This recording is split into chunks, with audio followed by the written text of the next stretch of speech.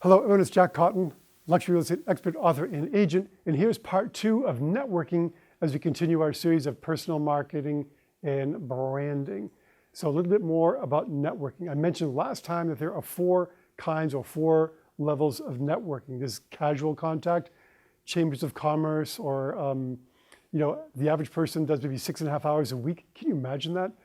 Week networking is under 2 hours a week. I don't even make the week networking ratio there. 2 hours a week, that's a lot. 6.5 hours a week, that's a real lot. But understand the people you're going to meet at a Chamber of Commerce event are likely gatekeepers of the high net worth individuals in your marketplace. A knowledge network are people of like-minded people, like a Realtor event. Those are my favorite networks because I feel like I'm among family members when I'm around other Realtors. We're all in the same boat. We all in the same profession. We all have the same ups and downs. We all understand each other. I never feel more at home than I do around a bunch of other Realtors. And then there's strong networking. And most business people are cave dwellers. A lot of Realtors see networking as a contact sport. So you got to be careful not to be too strong, and just remember that the key to networking is to always bring value. If you haven't figured out that I'm always harping on that, everything we do has to bring value and add value more than other people do. And then we have online networking, social networking, being very careful here. The same rules apply to online networking that apply to in-person or business networking. I mean, you don't walk up to a person at a chamber event, a Chamber of Commerce event, and say, "Hey, Steve, great to see you. I've got this great house. You should come and see it." So why would you do that online on social media? You just don't do that.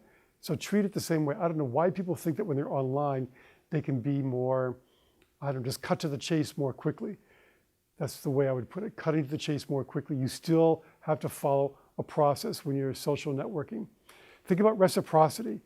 It's not what you know or who you know, it's how well you know the people on your contact list and how much value you can bring to them. And the test is whether they will give to you willingly if you ask for their help in the form of referrals. And what can you give to them? And when you give to them, it has to be without the expectation of receiving anything in return. So when you go into a networking event, think about the people who are going to be there and thinking about possible people you could refer to them to be valuable to them and bring value to them so that you can give before you can expect to receive, and your networking experience is going to be much stronger, much better. What goes around comes around. It's a transformational law, not necessarily a transactional law. Again, givers gain, especially when they give without any expectation of getting something in return. But we've all heard that comment or that phrase where you scratch my back, I'll scratch yours. Well, that is a transactional exchange. It's not a transformational exchange where you're always expecting to get something in return. Give without expecting anything in return, and you will get, especially referrals. Make outbound referrals the focus of your goal, and you'll be surprised to find what kind of inbound referrals you get. When I trust you, I give to you. No strings attached, no expectations of anything in return.